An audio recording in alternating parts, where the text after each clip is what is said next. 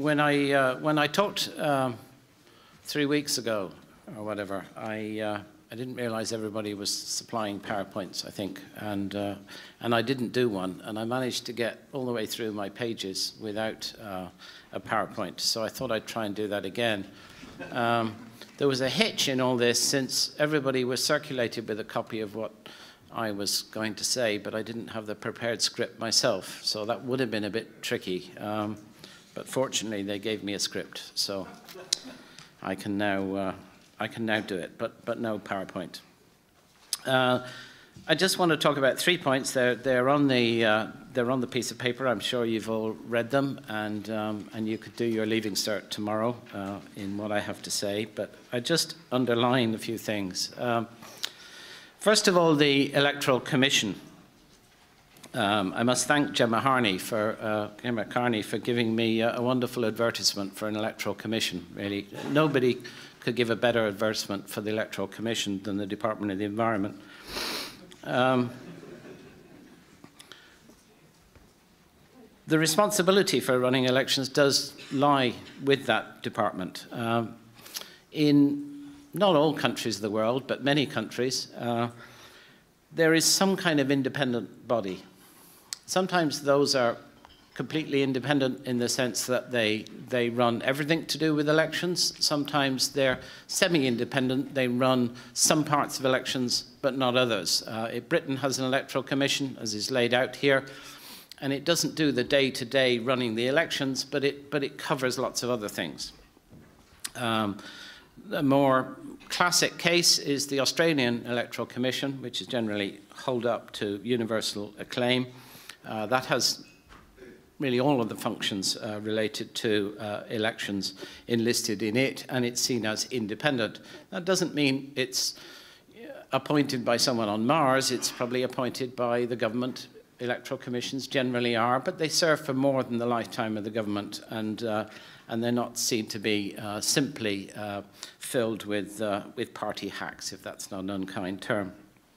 The Australian Electoral Commission covers most of the things that we want covered with elections, and I have a short list here. Managing the electoral register. People talk about what an appalling thing the electoral register is, and I think most of us know that it's a work of fiction, in as much as it's supposed to be a list of all those people who are living in the constituency and can vote. Some of them are dead, some of them have gone away, though for many of you that doesn't mean they shouldn't vote. But our turnout figures are based on a complete myth. We don't know what the real electoral register is, because nobody really cares about it. In other countries, it's automatic. You have the equivalent of PPS numbers, and everybody has to register somewhere. It's a stronger state control. We're a more independent-minded people here. We don't like that sort of thing. We don't like having identity cards. But in countries with identity cards, they have pretty good electoral register. So there's a cost and benefits. In Northern Ireland, I think, they've pretty rigid electoral registers for some reason now, which wasn't to everybody's liking, but it does seem to ensure that each person can only vote once and that they all live there. It manages public elections and referendums. It educates the community. It provides research and advice about change of the sort we've been talking about here. It administers all the financial administration, party registration, which parties can get funding, did they spend their money on the right sort of things, all of that. And it deals with the perennial question of electoral redistribution and constituencies. Now, we do all of those things. Some of them we do okay, and some of them we don't do very well. But we set up different bodies to do it. So we have a Standard in Public Offices Commission that looks after finance. We, usually by the time the referendum comes around, set up a referendum commission to inform people about the details of the referendum. And we have various other ad hoc bodies to deal with electoral redistribution. We leave local government to look after the electoral register. It's a mystery to me, actually, how on earth it ever happens. I spent a whole year in America once, and the person who lived in my house, who was an Irish citizen, he had an Irish passport, one of those Americans with an Irish passport, because his great-great-granny came from Cavan.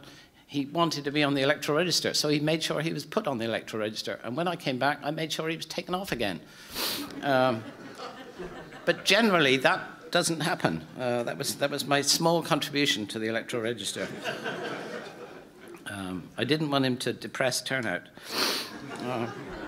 But generally, that's done at local level, as you heard from the document from the Department of the Environment. It wasn't quite at the top of their agenda at the moment. Someone else does that. As far as educating the community about electoral rights, providing research, advice, and assistance on matters, I'm not really sure who does that. Probably RTE does more of that than anybody else. But it's not considered any kind of government function. I think the main advantages of such a body, whether it's that sort of body or one more like the British one, is that a body can be relatively independent and proactive on some of these things. It can bring to our attention that there might be a better way to do things. There might be a better way to count the votes. The Australians spend ages working about how to count the votes in their STV system, and they don't use it for anything particularly important, but they still spend more time almost every year than we've spent in the last 100 years thinking about how to count the votes. And it's partly that I think they have electoral commissions whose job it is to worry about these things. It's nice to have someone to highlight things. Political scientists would love an electoral commission because they keep coming and giving us work. So I think the key thing about an electoral commission, it's been in, I think, the last 2 programs for government. We haven't seen it yet. It may be not unconnected to the fact that to set one up, you'd move civil servants from one place to another, and perhaps they don't want to be moved. But with the Haddington Road Agreement, that should be quite simple. So we may yet see one in the lifetime of this government, but I'd say don't hold your breath. I'm still waiting to see the referendum commission to deal with the election referendum on abolition of the Seanad. What's significant, I think, is that such a body will care about such things and will be proactive. A note of caution, though. We've talked here about how big should constituencies be, 5, 6, 7? Should they cross county boundaries or not? Who's going to decide that? Is an independent electoral commission going to decide that? Why should they decide that? Or are they going to provoke public debate? But in that case, who should decide it? So there are big, really difficult decisions which are simply not administrative ones that somebody's got to make. And arguably, it should be the politicians who are elected who are making those big decisions, except where prescribed by the Constitution.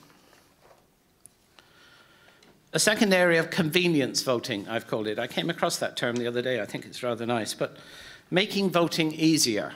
There was a time when voting was a duty and we did it, but times change, and we'll only do our duty now if it's convenient. I guess it's, well, I don't do these things, but it's probably got going to Mass on Saturdays. There are lots of ways to make voting easier. Postal voting, somebody mentioned easier access to postal voting.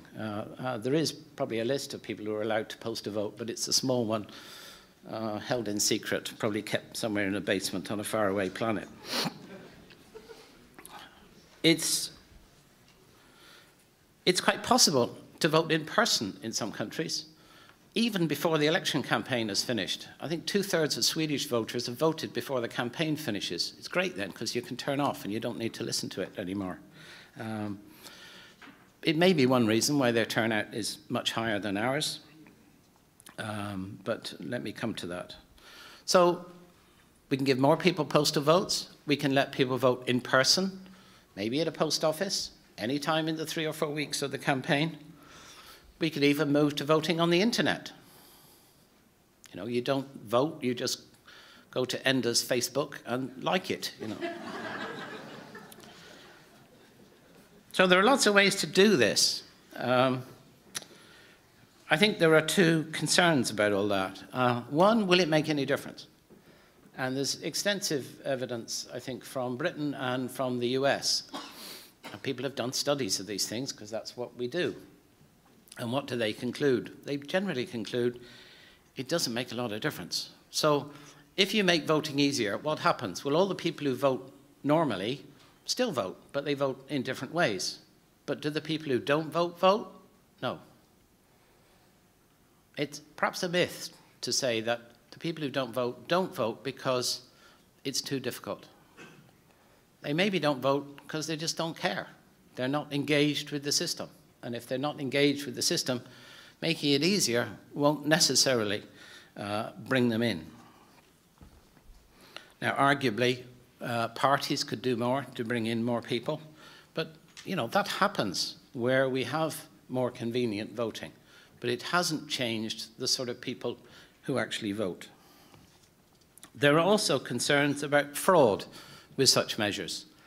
If you're voting on the internet, who's actually voting? Even if you're voting in post, who is actually filling in the ballot form? And there have been concerns about fraud. Some suggest that what we should have is voting in person made much easier as perhaps the best solution to broaden this. But there are concerns, and there are real concerns about fraud if we make voting more convenient.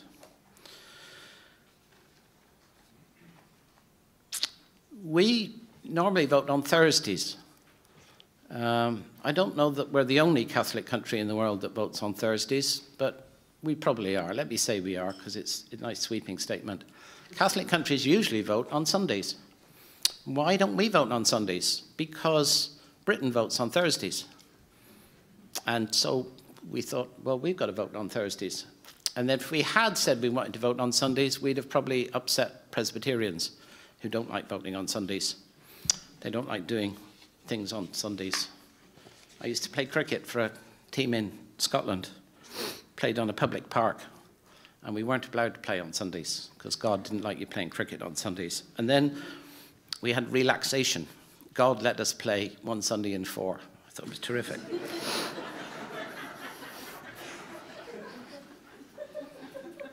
Most of Europe votes on Sundays.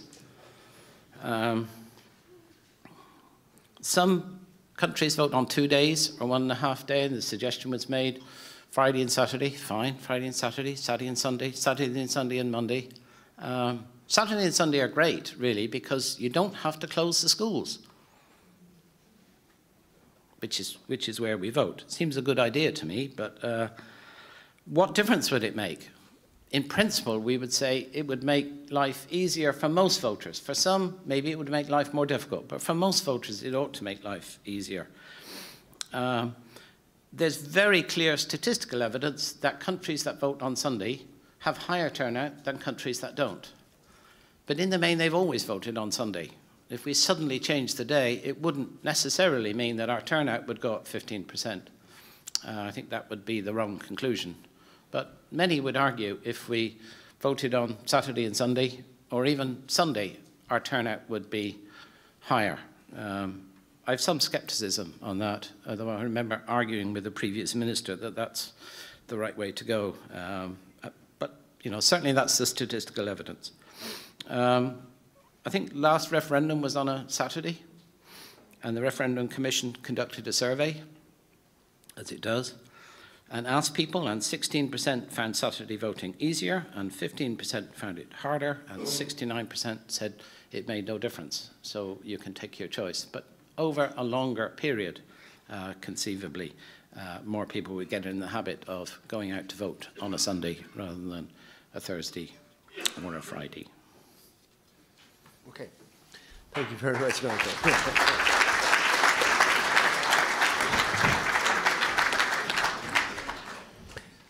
I mean, we're coming to towards the end of what has been a very content-heavy day, and I'm sure people have found to take in all of this has been a real challenge, and I want to thank you all for the concentration I think you've shown. We do have a few more minutes before 5:30 if we want to use them to make comments, questions. Ingus, please.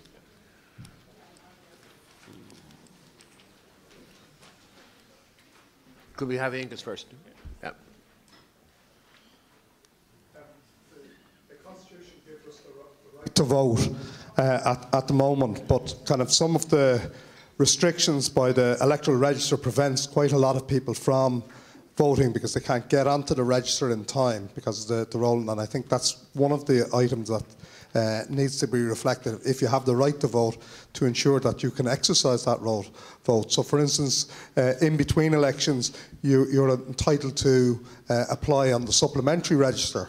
But that closes kind of very shortly after an election is called, but also it's quite difficult to fill out those forms because you have to go to a Garda station. And not a lot of people want to go to a Garda station to fill out any form. Whereas in the past, you could fill out the supplementary register and be on the register during the election period. And there was a change brought in, which meant that you had to fill it in. If we went back to the original system, that anybody who went on the supplementary register would then have to prevent fraud and stuff like that people would be concerned about, would have to provide ID when they vote. That would prevent that, but it would allow people, especially young people who are coming of age during that period, who are 18, or people who have moved house and that, who want to vote in an area. I think that would help address the fact that some people can't exercise the right to vote, even though they should be entitled to. Okay, thank you very much. Michelle? Thank you. Just, I suppose, in relation to the presentation by Professor Marsh and the idea that we might encourage more people to vote, I suppose instinctively I'd agree in relation to the day, which is that we had the children's referendum take place on the Saturday, and it was a very poor turnout. And I know in the area that I'm in that the turnout from young people was very, very poor indeed. So I think that the way it's to be addressed, and I know we had this conversation about around the time of the looking at the voting age, and that it's education and interest, and people see where they connect into the system and how, you know, your vote does matter and it does count. And I think that's where it begins, that people want to vote, because there are some young people that the minute they're 18 they want to get on the register, and even some people, you put them on the register, they won't vote. But I think that's where it begins. All the rest is just tinkering around the edge. And another issue, and it's not, it's just in relation to the earlier presentation, is there's been a lot of talk about, you know, if local government worked better, local government reform, better resourced systems and so on, and that it might be an ease of the requirements on TDs and senators in constituency, I suppose particularly TDs. But I mean, nobody, or at least in the panel of experts, has referred to the fact there's a whole suite of changes already in train in relation to local government, including realignment, bringing some of the development companies into local government, reducing the number of councillors, abolishing town councils. That's all happening. So we already have a fair idea of a picture of what's going to happen, but there's been no commentary about how that feeds into what we're looking at in terms of complaints about clientelism and you know, if systems worked right, etc., which I'd be interested to hear about. And just finally a comment, because prior to a number of adverse comments in relation to the report from the department, I hadn't looked at it because I think we got it today. And I just glanced through it and I thought, well, you know, maybe depending on your interest area, but I mean, there's a lot of things there, including the fact that there's a minimum requirement of 30% men or women on the ticket, reduction in the spending limits, and we've already had boundary reviews for Dáil, and so there's an awful lot of work done. And in relation to the electronic voting, I mean, and also the review of the voting register, I mean, we need to do something more than just put people's names on the list and update it, maybe in connection with the PPS number, because I think it was 2008, prior to the last local elections, the minister at the time commissioned a nationwide upgrade of the electoral register. That isn't really that long ago, and still after that there were complaints. So, you know, that's not so long ago been looked at, and maybe it needs to be looked at with fresh eyes. And just on the voting machines, I mean, all you have to do is look to the addendum there and see how much it's cost the country afterwards. So, you know, I think that the most pertinent issues have been dealt with, and I think it would be very welcome as well if we did indeed establish the Electoral Commission as we're discussing, which is obviously in the programme for government. Thank you. Okay, thanks. I think it is important, the point you make about the fact that the whole set of proposals on local government in train, and it hasn't maybe been referred to today, not in the response of the department and not in our discussion today. So I think that's a very important point. Any other comments? Sorry. No other comments. Oh, sorry. Yeah. Tom, if I can just have a quick response to two of those comments made. Sorry, I don't know your name.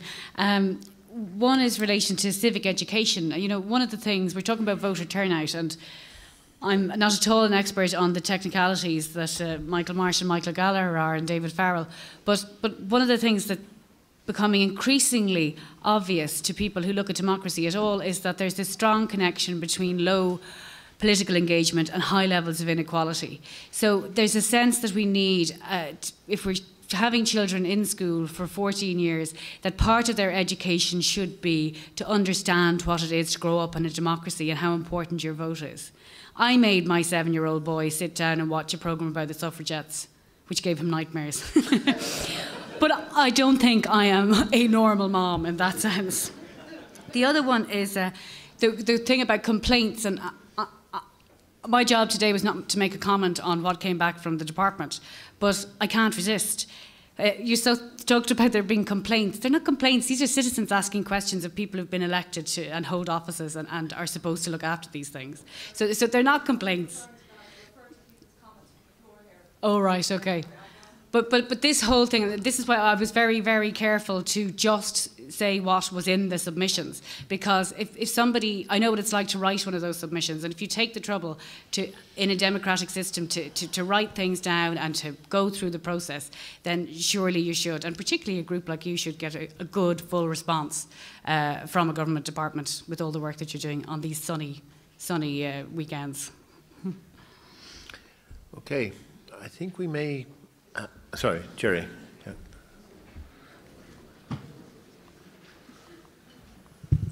Jerry Adams, it's more of a political comment. In every, even in our own time, in every movement for change which involved electoralism, the issue of registration became key. So in the southern states of the USA, in South Africa, and more recently in the north. And there was systematic resistance to getting people registered and giving people the right to vote. And I was taken by what Gemma said. There is a direct correlation. The poor do not vote. Those who are being treated unequally do not vote. Those who are disadvantaged do not vote. And that suits the establishment. So it isn't an accident that we have the mess that we have here, in my humble opinion. It's because that's the way the system works. And all of these matters that we have discussed here today all boil down to allowing for protection against fraud, that every citizen should be automatically registered to vote. So it should be made easy for a person to... politics is about anything else, but about empowerment. So, you know, education, information, and so on and so on. And then it's up to the political parties and the political activists to motivate people to vote for them if that's what they want to. But I mean, if you're unemployed, if there's generational unemployment, if you have very low educational attainment, if you're living in bad housing, if you're rearing a pile of children, if they're going to bed hungry at night, if they're going out to school, if they go to school without breakfast, why would you vote?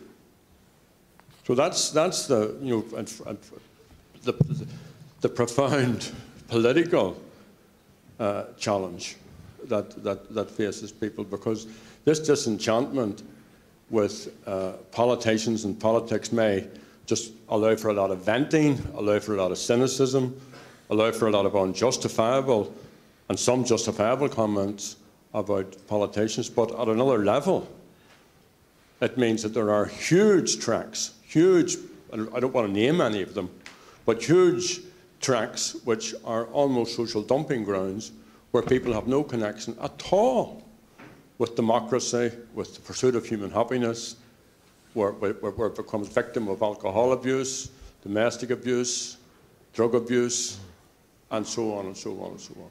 So I think that's at the core. You know, at the core of it all, if this is about citizenship, then all citizens have to be treated equally.